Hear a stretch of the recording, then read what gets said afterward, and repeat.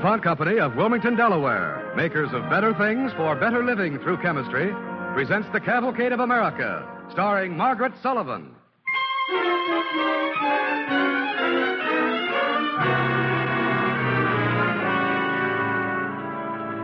Tonight's DuPont play is called Militant Angel, the story of Annie Warburton Goodrich, starring Margaret Sullivan as Miss Goodrich, with Barbara Weeks as Sarah Jennings.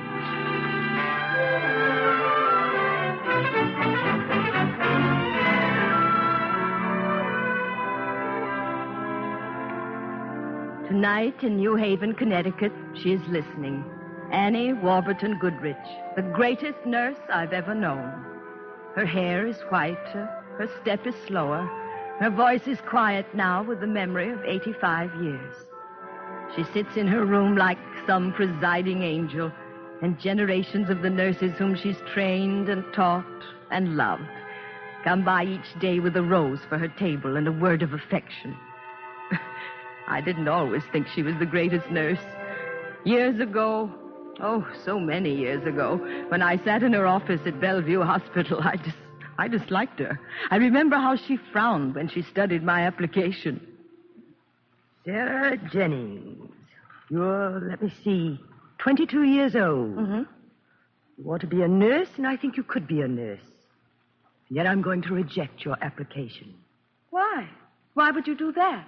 Because right now you're an incomplete person. I've got 2 eyes, 2 hands, 10 fingers. But no high school diploma. Well, what's that got to do with it? I'm awful good with sick people. Yes, I'm sure you are. But we're trying to establish standards. Ma'am, my whole heart's set on becoming a nurse. What kind of a nurse, Sarah Jennings? That's the important question. An indifferent nurse, a mediocre one, or an excellent nurse? Which? Why, the best kind a person can get to be. Then go back to high school, finish your studies, build your foundation. That comes first. I'm 22, Miss Goodrich. Miss Jennings, how seriously do you want to be a nurse? Well, I told you. You know, I don't have to come to Bellevue. I could register in 10 minutes in one of those correspondence courses where you study by mail, and in 3 months, why, you're a nurse with a certificate.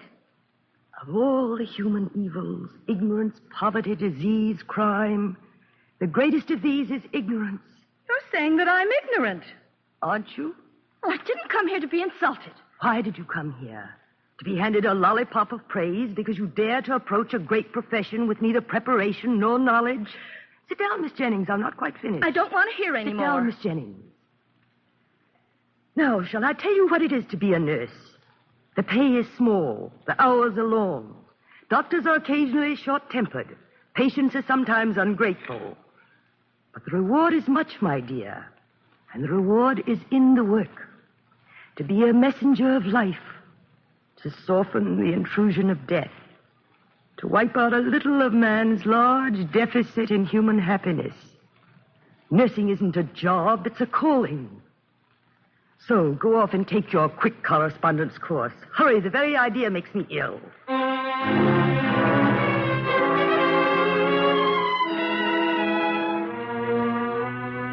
I hated her. I hated her because she made me ashamed of myself. I wasn't a child anymore. I was Sarah Jennings, age 22. I didn't have to sit in her office and be scolded. She spoiled things for me. Because of Annie Goodrich, I simply couldn't enroll for a correspondence course in nursing. Her words wouldn't let me. And so I tried the next best thing. I went to a short course training school. There were dozens of them in those days. This one was on the west side. Registration is $10, payable in advance. Oh. Do I get a receipt? Certainly. We're a business-like establishment. What's the name, dearie? Sarah Jennings. How long is the course? Well, if you're real smart, you can finish in less than 6 months. You look real smart to me. Thank you very much. There's something you ought to know. Yes? I never finished high school. Dearie, we got girls here who never began high school. Just so long as a girl is cheerful and she has her health and don't mind the hours. We don't care if she never even went to grade school. But that seems all wrong. What kind of nurses can they be? Listen to me. I've had experience. Nothing's worse than an overeducated nurse. She don't know her place. One thing about this establishment, we're not going to fill your head with a lot of useless information. I'll write out your receipt. $10, please. I'm afraid I've changed my mind. What's that? I've just changed my mind, that's all. Honey, you're making a real mistake. Every graduate of this school is guaranteed a job. But you see, I don't want a job. Then why did you waste my time? Why did you come here in the first place? Not to find a job. To find a calling. Who in the world has been talking to you? Say, where are you going? I'm going to Bellevue Hospital to apologize to a lady.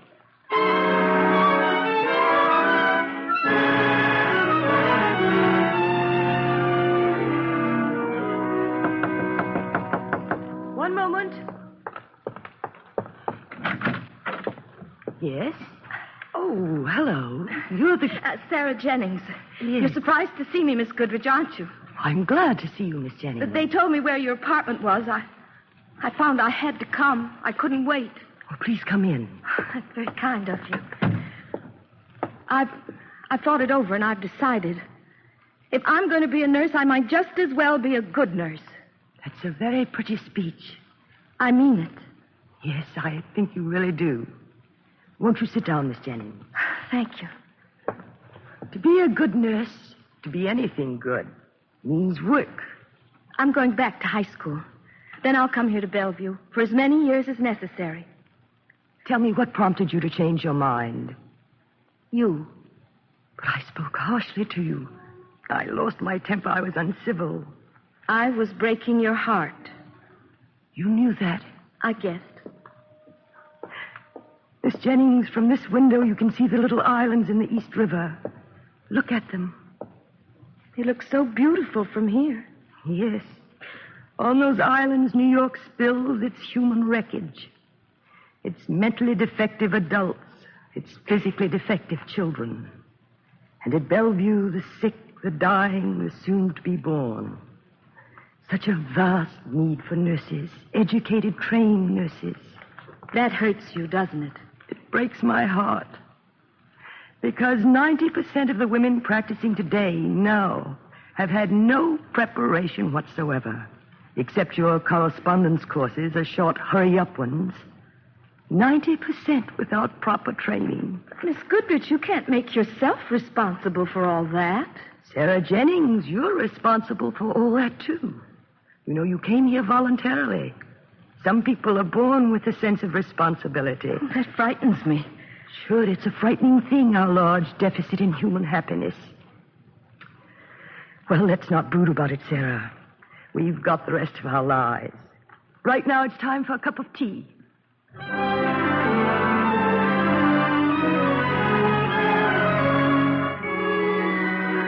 From that day, Annie Goodrich became my friend and my teacher.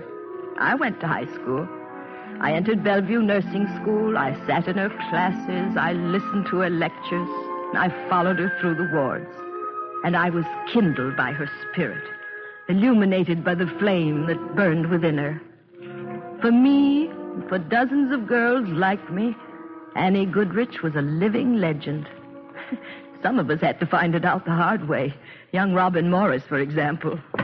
Miss Goodrich, I quit. I resign. Miss Morris, you slammed my door. Please be so good as to unslam it. I didn't come here to joke. I was assigned to Ward C.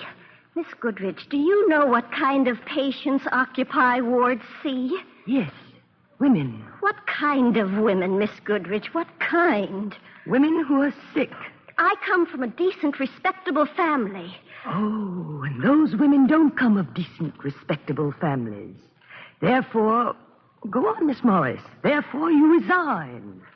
The way you say it, you make it sound silly. Is there a way of saying it so that it doesn't sound silly? Miss Goodrich, I can't help it, but I'm one of those who would like to see nursing a genteel profession. What's genteel about being born? Tell me that. Or having an upset stomach or dying of cancer. For heaven's sake, take a little of that starch off your gown and put it in your spine.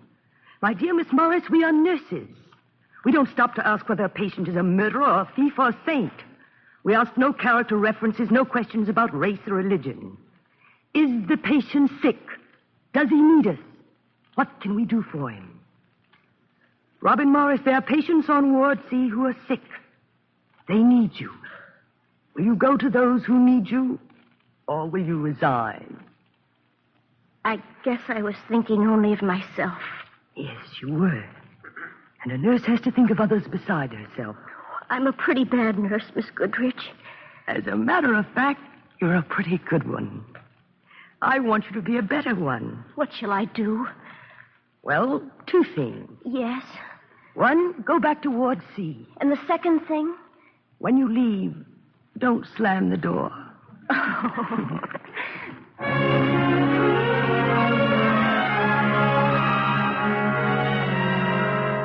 She left her mark on every one of us. At our graduation services, she rose before us, a frail little woman, her voice soft yet firm, and she read to us an ancient credo for nurses. They shall have no monasteries but the house of the sick, no cells but a hired room, no cloisters but the streets of the town and the wards of the hospital, no enclosure but obedience, and for convent bars only the fear of God. For a veil, they shall have a holy and perfect modesty. And while they shall keep themselves from the infection of vice, they shall sow the seeds of virtue wherever they turn their steps.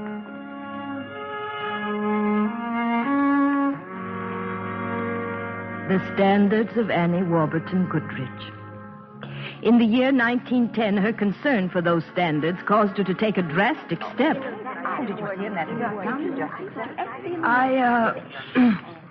I've asked you all to come to my room this afternoon because I've got some news for you. Maybe good news. What is it? Well, this morning, I submitted my resignation as superintendent. No. That resignation has been accepted. Oh, but why? Oh, Miss Goodrich, you can't do such a thing. But I already have. No. Miss Goodrich, you never let us run away. How can you? Miss Morris, I am not running away. You mean you're going on to something else? Yes, I am. Standards of nursing education need to be raised to a professional level. Not only here in New York City, but throughout New York State. Well, you can't do it all. No, but I can begin. Schools that don't teach but exploit, nurses who are nurses in name only, reputable training schools which are nevertheless backward, substandard, outdated. Something can be done about it. Oh, what is your new job? Can you tell us? Well, the title isn't very much. Inspector of Nurses Training Schools for the state of New York. But it's a new broom, and I can't wait to do a little sweeping. So much sweeping for one small, frail woman. Oh, Miss Jennings. You know, I have a friend who reads the ancient Hebrews. He quoted this to me.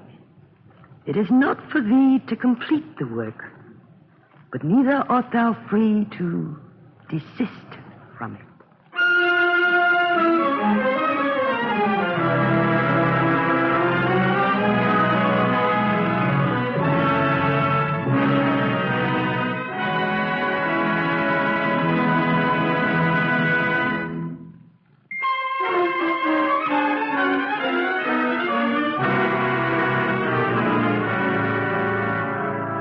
Cavalcade continues, starring Margaret Sullivan as Annie Warburton Goodrich, with Barbara Weeks as Sarah Jennings.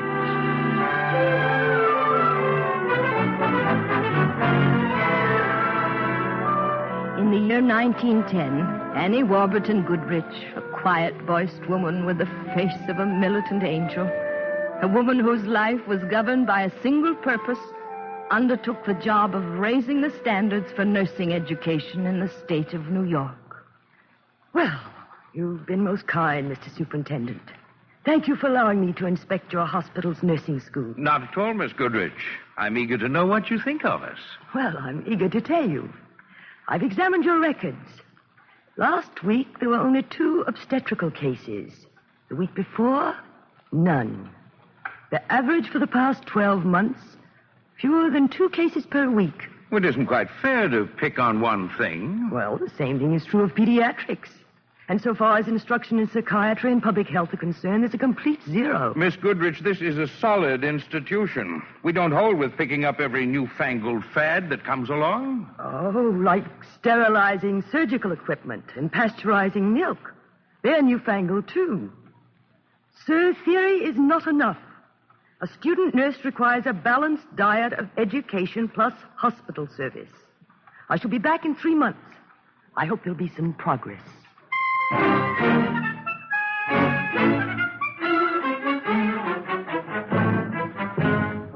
Yes, she knew how to fight. I saw her fight for compulsory state registration of nurses. Miss Goodrich, we don't want any new laws. Nurses don't need any more protection. But the public does. The community does. Why do you ask for compulsory legislation? Because without it, we shall continue to have slipshod instruction, substandard hospitals, incompetent nurses. The condition won't be improved until there is a uniform system for licensing the trained nurse. No, I draw the line at licensing. Why? The state licenses doctors, pharmacists, veterinarians. Why don't you draw the line there? Well, they're different. Why are they different? Because of their professions. Gentlemen, nursing is too. Nursing is also a profession. A great profession.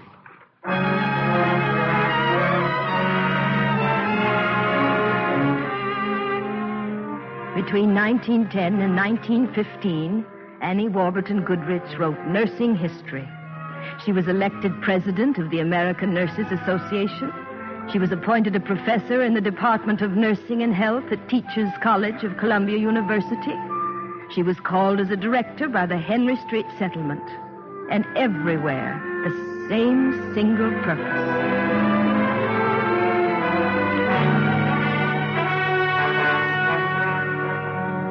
In the year 1918, a year when America was at war, that single, fixed, simple pattern of her life broke. The Surgeon General had called her to Washington. Briefly, the situation is this, Miss Goodrich. Something has gone wrong with our Army hospitals. Soldiers who should be getting well are getting worse. We need you to tell the Army what is wrong. General Gorgas, I regret... I'm afraid I must refuse your request. Not my request, madam. The request of the Army of the United States. Nevertheless, I must refuse. Oh? Miss Goodrich, are you in ill health? Is that why? My health is excellent, sir. Well, have you family commitments which are so urgent that you cannot leave New York? No, sir. Then may I ask why you refuse to serve? General Gorgas, I must follow my own conscience. I cannot participate in a war. I am a pacifist.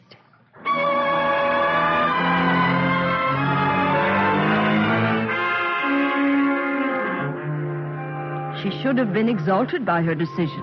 After all, she was obeying her own conscience, wasn't she? And yet, Annie Goodrich moped. It wasn't like her, and it disturbed us. So we found excuses to be with her. Hello, Miss Goodrich. Remember us? Look, flowers. So many flowers. Is it my birthday? No, but it must be someone's birthday. Well, aren't we going to be asked to come in? Oh, forgive me, of course, come in. And you can sit in my chair and drink my cup of tea and suffer the unbearable pain of listening to me. Oh. Enter, children. Thank you. Smell those roses. All right, girls. You want to scold me before or after tea? Come on, Miss Jennings. You're up to something. Robin and I have enlisted. Lieutenant Robin Morris, Lieutenant Sarah Jennings, Army Nurse Corps. My congratulations. What, you mean that? Of course I mean that. Congratulations. Congratulating us for doing something you yourself refused to do? Annie Goodrich, you're a peculiar woman. I am a peculiar, foolish, miserable woman. The Annie Goodrich I know doesn't talk like that.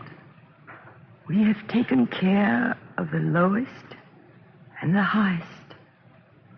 Robin Morris, I said that to you once, didn't I? Yes.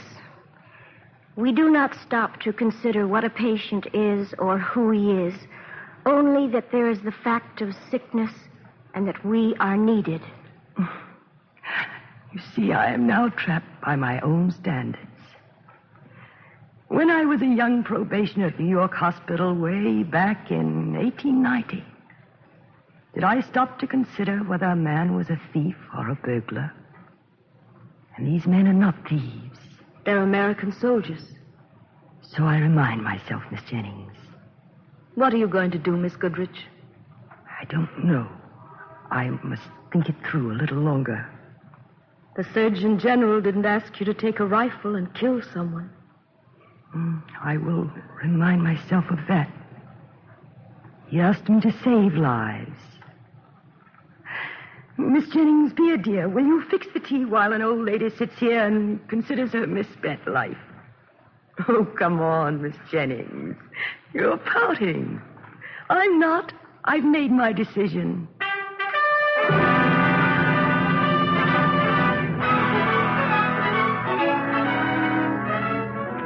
She was off to Washington. Once again now, Annie Goodrich was employing herself in the work that meant most to her. She reported to the Surgeon General, who welcomed her with open arms and sent her to General Noble. Miss Goodrich, here's a list of 6 key Army hospitals. Investigate them. Tell us why they're not working right. She was able to tell him in an incredibly short time. General Noble, do you know that at Camp Meade, I saw a patient, a pneumonia case.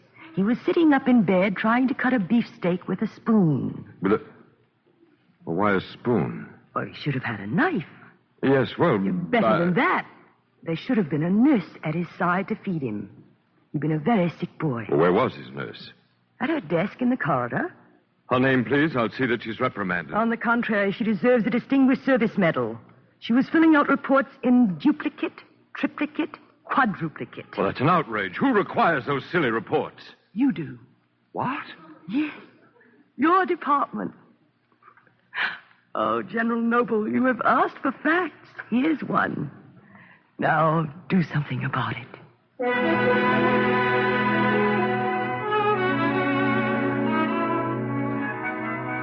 But there were more important things to discuss with General Noble and with the Surgeon General and with the Secretary of War.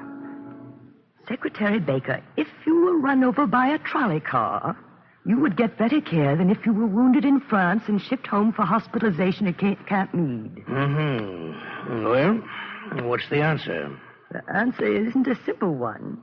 The problem is poor nursing. Not enough nursing and far too few nurses. I see. Now, what do you suggest? I think that the Army of the United States might seriously consider the creation of an Army School of Nursing. Yes, the proposal is logical. Who would create such a school? Well, at Columbia University, there's an extraordinary teacher of nursing. I can recommend her. I can recommend Annie Goodrich. In fact, I do recommend her. Oh. The Secretary of War of the United States asks you, Annie Warburton Goodrich, to organize the Army School of Nursing.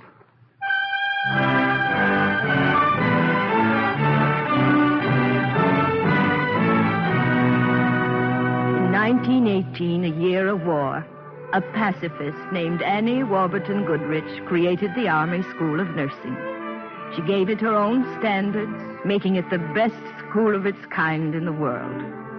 She went on from there to become Dean of the School of Nursing at Yale University, placing her mark on the life and the expectancy of life of the American people.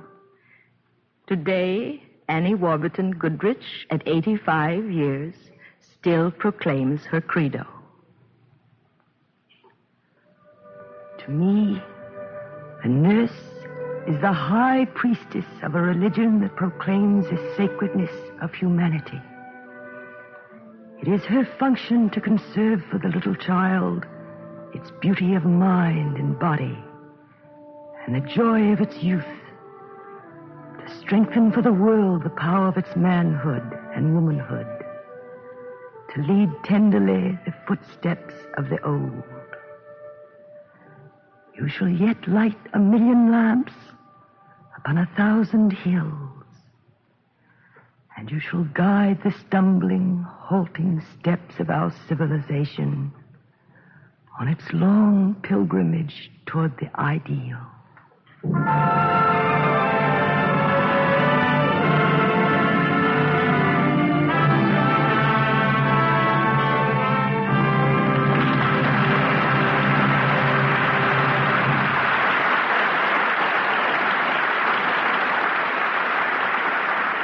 thanks to Margaret Sullivan and the Cavalcade Players for tonight's DuPont play, Militant Angel. The script was written by Morton Wishengrad and was based in part on the book of the same title by Harriet Berger Koch, published by Macmillan. Music was composed by Arden Cornwell and conducted by Donald Voorhees. The program was directed by John Zoller. This is Cy Harris speaking.